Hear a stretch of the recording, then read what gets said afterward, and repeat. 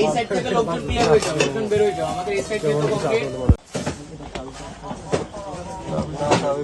এই বক্সের সামনে লাগবে।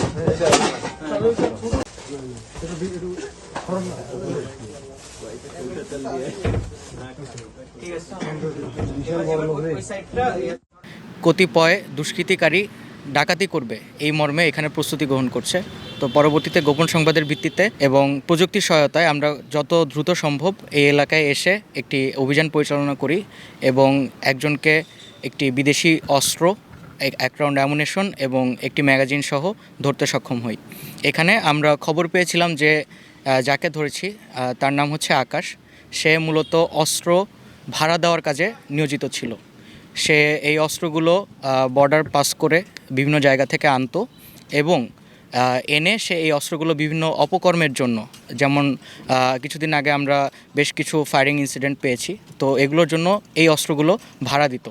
তো প্রাথমিক জিজ্ঞাসাবাদে তথ্য এবং সত্যতা এখনও পাওয়া যায়নি, তবে আমরা আরও জিজ্ঞাসাবাদ করব এবং পরবর্তীতে আরও নিশ্চিতভাবে জানতে পারবো যে অস্ত্রগুলো কী কাজে ব্যবহৃত হতো। আকাশ সে মূলত এখানে ভাঙ্গারির ব্যবসা করে এবং এই ভাঙ্গারি ব্যবসার আড়ালে সে হচ্ছে এই অস্ত্রগুলো ভাড়া দিত।